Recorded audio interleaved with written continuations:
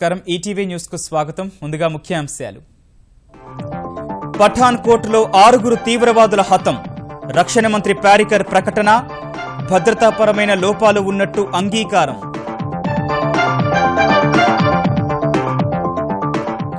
ముష్కరులు వాడిన సామాగ్రి పాక్లోనే తయారైందన్న పారికర్ కుట్రదారులపై కఠిన చర్యలు తీసుకుంటామని మోదీకి షరీఫ్ హామీ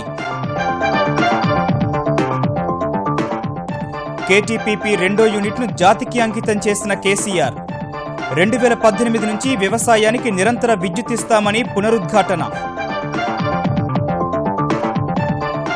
మార్చి నుంచి తెల్ల రేషన్ కార్డుదారులందరికీ కళ్యాణలక్ష్మి పథకం విద్యుత్ రంగంలో పొరుగు సేవల సిబ్బంది వేతన పెంపుపై హామీ అమరావతిలో తాత్కాలిక సచివాలయం కోసం G+1 భవనాలు జూన్లోపే పూర్తి చేయాలని CRDA అధికారులకు చంద్రబాబు ఆదేశాలు తెలంగాణ ట్రాన్స్కో జెన్కోలో ఏఈఈ పోస్టుల ఎంపిక ప్రక్రియ తాత్కాలిక నిలిపివేత ఈ నెల 20 వరకు చేపట్టరాదని హైకోర్టు ఆదేశాలు ప్రపంచ క్రికెట్లో ముంబై కుర్రాడు ప్రణవ్ ధనవడే అరుదైన రికార్డ్ ఒకే ఇన్నింగ్స్లో 1000 పరుగులతో సునామీ సృష్టించిన చిచ్చర పిడుగు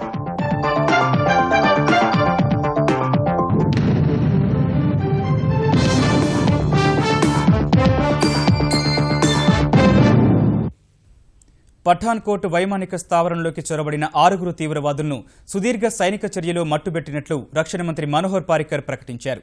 ఉగ్రదాడి జరిగిన ప్రాంతాలను స్వయంగా పరిశీలించిన ఆయన భద్రతా పరంగా కొన్ని లోపాలున్నాయని అంగీకరించారు.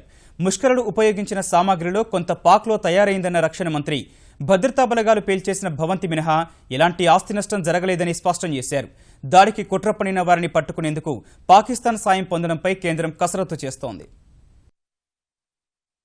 ముష్కరు మూకల దాడితో 50 గంటలకు పైగా అట్టుడికిన పఠాన్కోట్ వైమానిక స్థావరాన్ని రక్షణ మంత్రి మనోహర్ పారికర్ సందర్శించారు. దాడి జరిగిన తీరుపై అధికారుల్ని అడిగి తెలుసుకున్న ఆయన అక్కడి పరిస్థితులను పరిశీలించారు. వైమానిక స్థావరంలో అనుమానిత ఉగ్రవాదులు ఇంకెవరూ లేరని స్పష్టం చేసిన పారికర్ రేపటి వరకు గాలింపు చర్యలు కొనసాగుతాయని స్పష్టం చేశారు. ఉగ్రవాదులు 40 నుంచి 50 కిలోల తూటాలు మోటార్లు తీసుకుని వచ్చారన్న రక్షణ మంత్రి వైమానిక స్థావరంలోకి ఎలా చొరబడ్డారనే అంశం ఆందోళనకు గురిచేస్తోందన్నారు. ఉగ్రవాదుల చొరబాటుపై నివేదిక ఇవ్వాలని సరిహద్దు భద్రతా దళాన్ని ఇప్పటికే కోరినట్లు తెలిపారు. ఉగ్రవాదులను చంపడం కోసం భద్రతా బలగాలు పేల్చిన భవనం మినహా వైమానిక స్థావరంలోని ఆస్తులకు ఎలాంటి నష్టం జరగలేదని పారికర్ స్పష్టం చేశారు. స్థావరం లోపల 3000 కుటుంబాలు 6 దేశాల నుంచి శిక్షణ కోసం వచ్చిన వారిని రక్షించడమే ప్రథమ ప్రాధాన్యంగా ఆపరేషన్ కొనసాగించామన్నారు. ఎంతో ధైర్య సాహసాలతో పోరాడిన సైనికుల్ని అభినందించారు. In this operation 6 terrorists have been neutralized. अभी combing operation जारी है. ये केवल combing for safety purpose है. ये ऑपरेशन में जितने शहीद हुए उनको सबको बैटल कैजुअलिटी या शहीद हम लोग करने वाले हैं. So they get all the benefit including the injured also gets the corresponding benefit.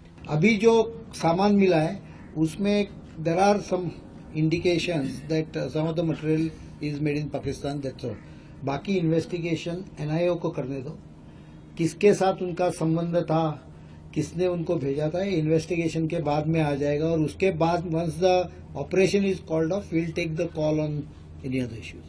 ఉగ్రదాడిపై 3 కేసులు నమోదు చేసి దర్యాప్తు ముమ్మరం చేసిన NIA అవసరమైతే పాక్ సాయం తీసుకునే యోచనలో ఉంది. ఉగ్రవాదులతో పాకిస్తాన్ నుంచి ఫోన్లో మాట్లాడిన వారిని గుర్తించేందుకు స్వర నమూనాలు ఇవ్వాల్సిందిగా ఆ దేశాన్ని కోరతామని NIA డీజీ శరత్ కుమార్ తెలిపారు. ఉగ్రవాదుల DNA నమూనాల పరీక్షా ఫలితాలను ఫోన్ సంభాషణల వివరాలతో పాకిస్తాన్కు కేంద్రం లెటర్ ఒకటరీ పంపనుందని సమాచారం. అలా చేస్తే పాకిస్తాన్ సైతం అక్కడ దర్యాప్తు చేసి ఉగ్రదాడి కుట్రదారుల్ని పట్టుకోవడంలో సహకరిస్తుందని కేంద్రం ఆశిస్తోంది.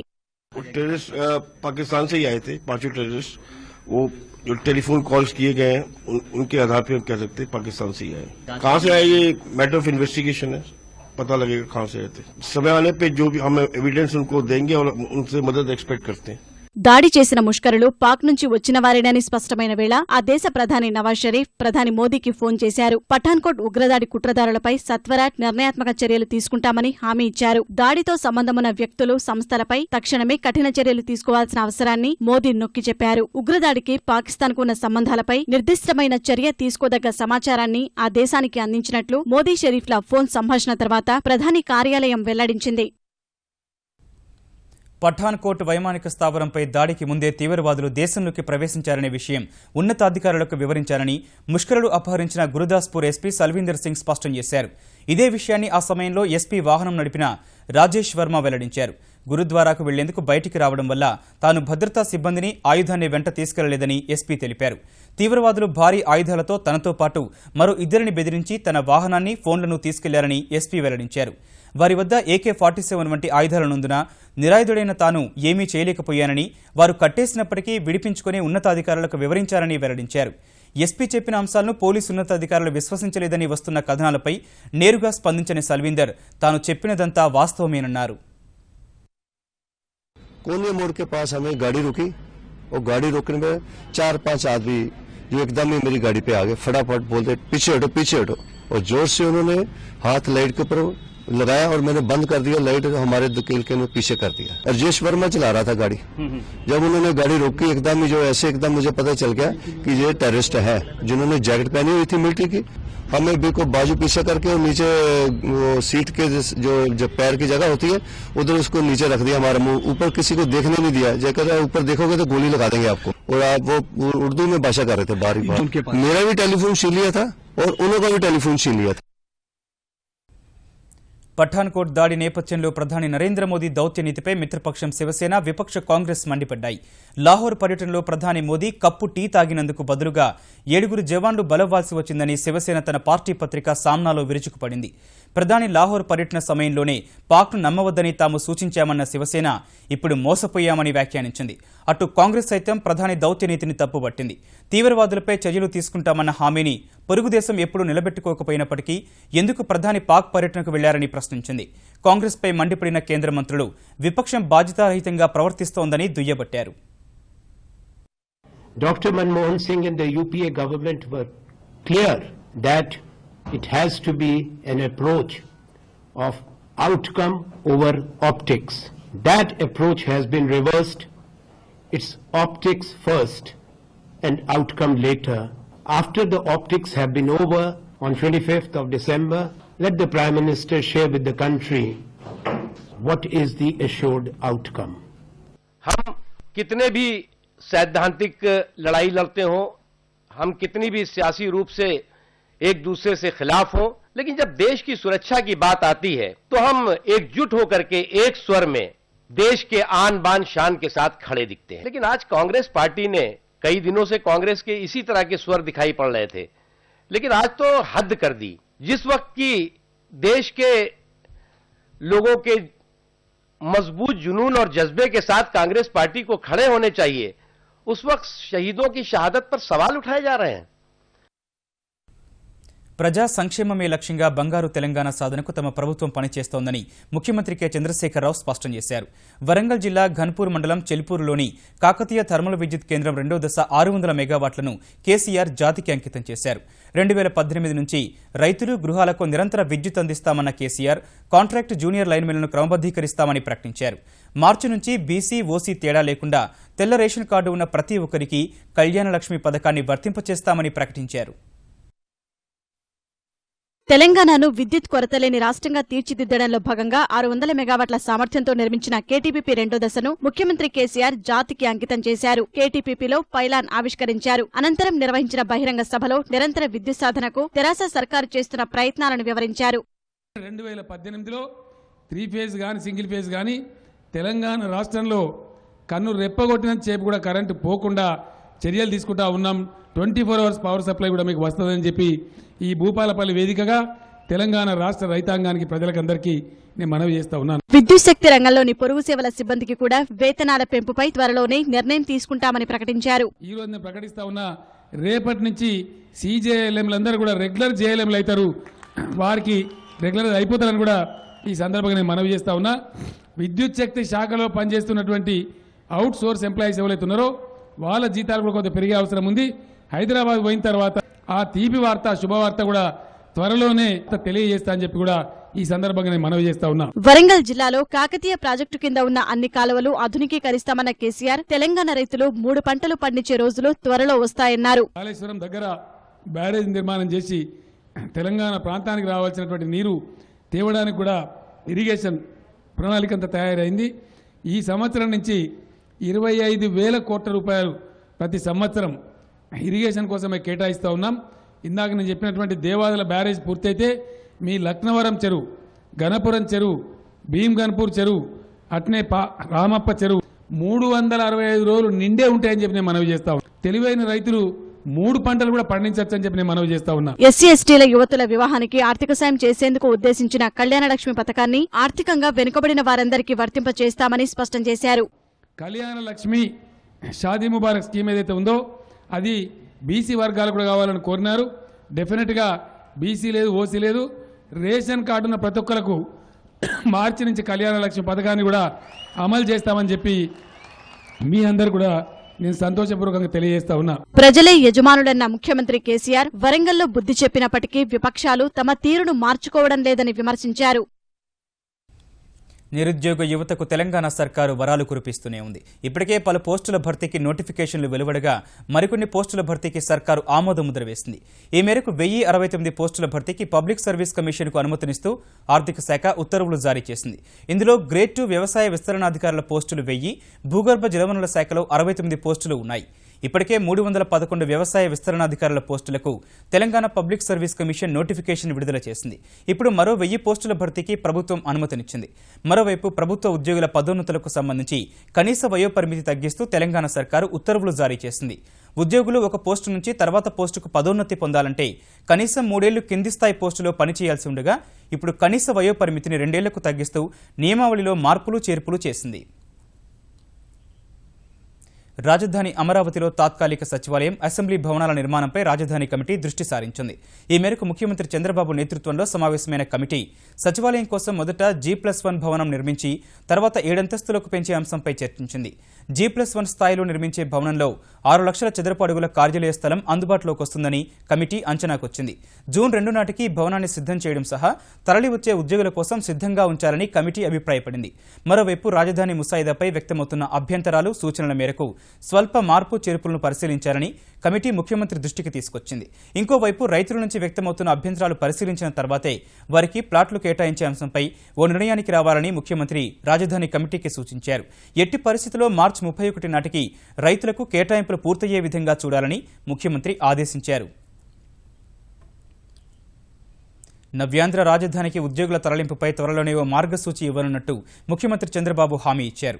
ఈ మేరకు తనను కలిసిన ఆంధ్రప్రదేశ్ సచివాలయ ఉద్యోగులకు చెప్పిన చంద్రబాబు రాజధాని ప్రాంతంలో సచివాలయ ప్రాంగణం ఒకే చోట ఉండే విధంగా చర్యలు తీసుకోవాలన్న విజ్ఞప్తికి సానుకూలంగా స్పందించారు. ఇదే సమయంలో జూన్ 2 నాటికి ఉద్యోగులు తరలి రావాలంటున్న సర్కార్ అందుకు నిర్దిష్టమైన మార్గదర్శకాలిస్తే తమ పిల్లల విద్యా సంవత్సరం వృధా కాకుండా పాఠశాలలు, కళాశాలలో చేర్పించుకునేందుకు అవకాశం ఏర్పడుతుందని ముఖ్యమంత్రికి వివరించినట్టు ఉద్యోగుల సంఘం నాయకులు చెప్పారు. షిఫ్టింగ్ విషయంలో జూన్ 2కి రావాలని కొంతమంది జూన్ 30th అని చెప్తున్నారు. స్పష్టంగా ఒక రోడ్ మ్యాప్ ఇస్తామని ప్రభుత్వం ఇంతకుముందు హామీ ఇచ్చింది. కానీ ఇంతవరకు అది స్పష్టత లేదని చెప్పి సీఎం గారి దృష్టికి తీసుకెళ్లాం. సీఎం గారు సానుకూలంగా స్పందించి సాధ్యమైనంత త్వరలో ఒక మీటింగ్ ఏర్పాటు చేసి ఎప్పుడు ఎక్కడ ఉంటది క్యాపిటల్ అనేది స్పష్టత అనేది ఇస్తారని చెప్పడం జరిగింది. 2029 నాటికి ఆంధ్రప్రదేశ్ను అభివృద్ధి విషయంలో దేశంలోనే అగ్రభాగాన నిలుపుతామని ముఖ్యమంత్రి చంద్రబాబు పునరుద్ఘాటించారు. జన్మభూమి మా ఊరులో భాగంగా కృష్ణా జిల్లా పెనుగంచిపురంలో జరిగిన కార్యక్రమానికి హాజరైన ఆయన గ్రామాభివృద్ధి పనులు, ప్రభుత్వ సంక్షేమ పథకాలపై స్థానికులను అడిగి తెలుసుకున్నారు. ప్రభుత్వం ప్రారంభించిన స్మార్ట్ వార్డు, స్మార్ట్ గ్రామం కార్యక్రమంలో భాగస్వాములు కావాలని సూచించారు. రాష్ట్రాన్ని కరువు రహిత రాష్ట్రంగా తీర్చిదిద్దేందుకు ప్రణాళిక రూపొందించినట్లు తెలిపారు. పేదల బతుకులు మారి సమాజంలో ఆర్థిక అసమానతలను తొలగించేందుకు తమ ప్రభుత్వం పనిచేస్తుందని చంద్రబాబు వెల్లడించారు. ఆర్థిక అసమానతను కూడా తగ్గించే విధంగా అందరికీ ఉపాధి, ఆదాయం పెంచే మార్గాన్ని ఆలోచిస్తున్నాం. ఈ రెండు చేసిన తర్వాత మీకు ఏ విధంగా అయితే నైపుణ్యాన్ని పెంచాలి, పేదవాళ్ళ ఆదాయం పెంచాలి, అవినీతి రహిత సమాజం కోసం, సమర్థవంతమైన పరిపాలన కోసం ఈ ప్రభుత్వం ఆలోచిస్తున్నాం. 2022కి భారతదేశంలో ఆంధ్రప్రదేశ్ రాష్ట్రం అగ్ర రాష్ట్రాల్లో 3లో 1గా ఉంటుంది. 29కి భారతదేశంలో నెంబర్ 1 రాష్ట్రంగా ఉంటుంది. నెంబర్ 1 రాష్ట్రం అంటే ఆదాయమే కాదు, ఆరోగ్యంలో, అంతేకాదు ఆనందంగా ఉండడంలో. తెలంగాణ ట్రాన్స్కో జెన్కో చేపట్టిన ఏఈఈ పోస్టుల ఎంపిక ప్రక్రియను ఈ నెల 20 వరకు చేపట్టరాదని హైకోర్టు ఆదేశించింది. ఏఈఈ పోస్టుల్లో స్థానికులకు 70%, స్థానికేతరులకు 30% కేటాయిస్తూ జారీ చేసిన ప్రకటనలో స్థానిక కోటా కింద, స్థానిక జోన్, స్థానికేతర కోటా కింద రాష్ట్రంలోని ఇతర జోన్లకు చెందిన వారు ఉంటారని పేర్కొనడం రాజ్యాంగ విరుద్ధమని దాఖలైన పిటిషన్పై హైకోర్టు విచారణ చేపట్టింది.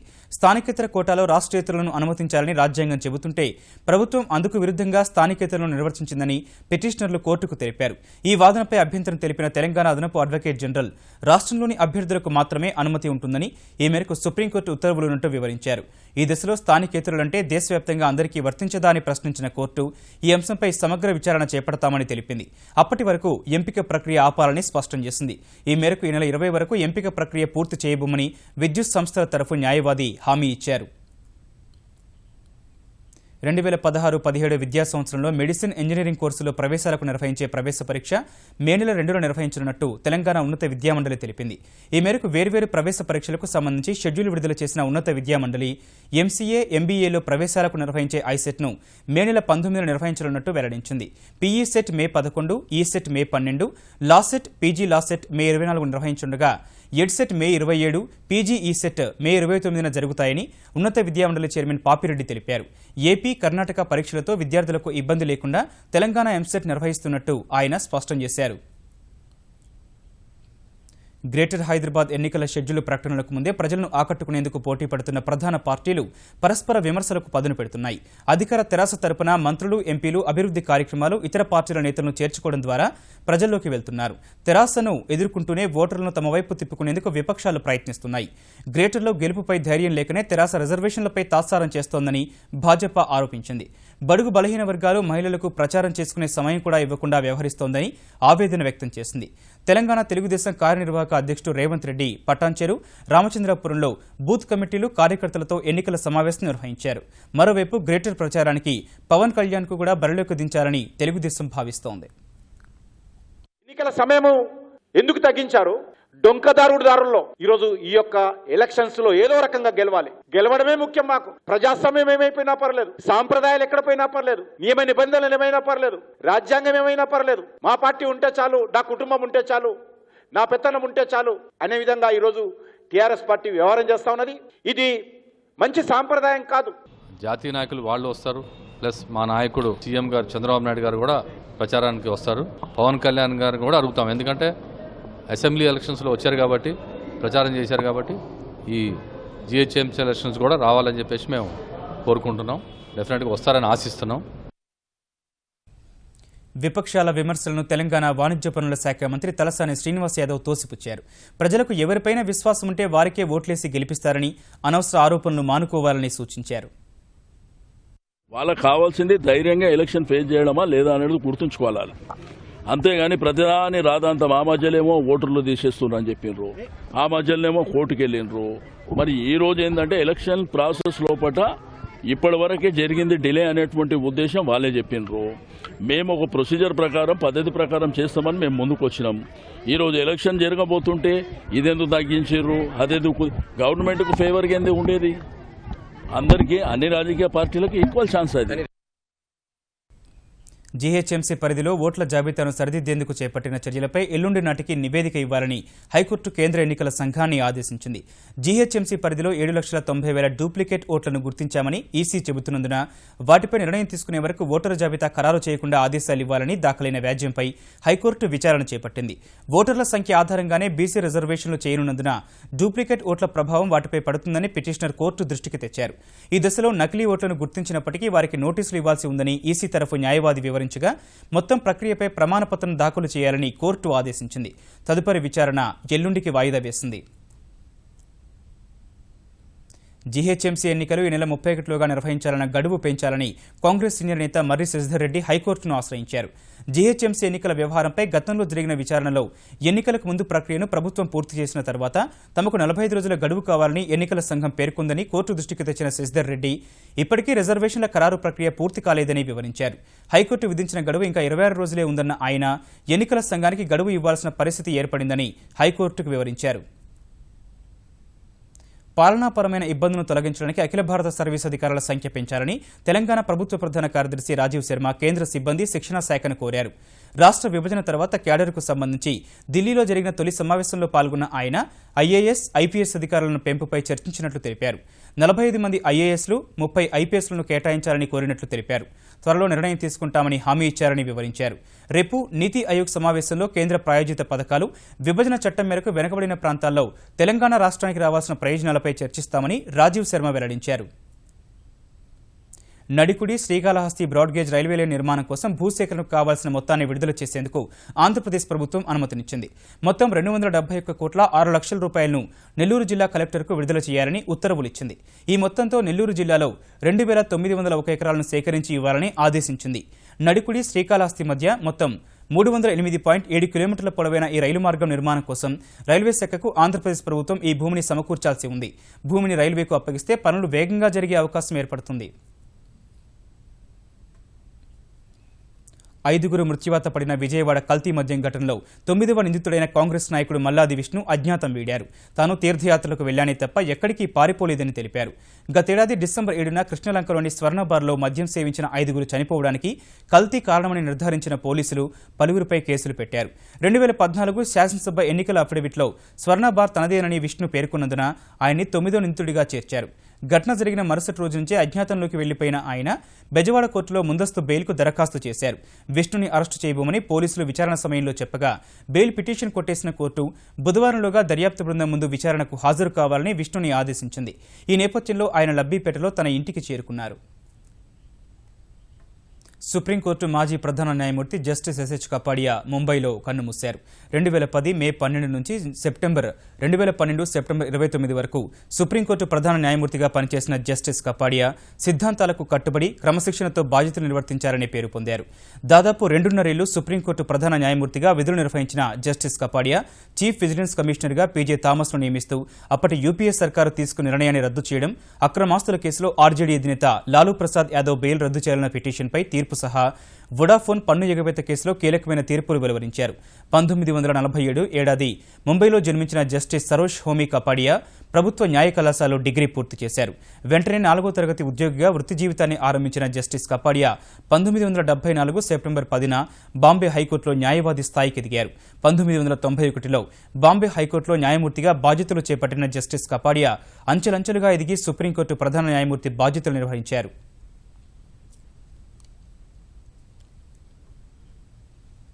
చైనా ఆర్థిక వ్యవస్థపై నెలకొన్న అనుమాన మేఘాల మధ్య స్టాక్ మార్కెట్లు వరుసగా 2వ రోజు నష్టాల్లోనే ముగిశాయి. క్రితం సెషన్లో 538 పాయింట్లు క్షీణించిన సెన్సెక్స్ ఇవాళ మరో 43 పాయింట్ల పతనాన్ని నమోదు చేసింది. ఈ ఉదయం 25,745 పాయింట్ల వద్ద ప్రారంభమైన సూచీ మొదట్లో లభించిన కొనుగోళ్ల మద్దతు మధ్య 25,767 పాయింట్ల గరిష్ట స్థాయిని తాకింది. ఈ దశలో సౌదీ అరేబియా, ఇరాన్ మధ్య ముదురుతున్న వివాదం, చైనా ఆర్థిక వ్యవస్థపై అనుమానాలతో అమ్మకాలు పెరిగి 25,514 పాయింట్ల కనిష్ట స్థాయికి పడిపోయింది. చివరకు 25,580 పాయింట్ల వద్ద స్థిరపడింది. జాతీయ స్టాక్ ఎక్స్చేంజ్ సూచీ నిఫ్టీ 7 పాయింట్లు క్షీణించి 7,785 వద్ద ముగిసింది. ఈటీవీ న్యూస్ సమాప్తం. నమస్కారం.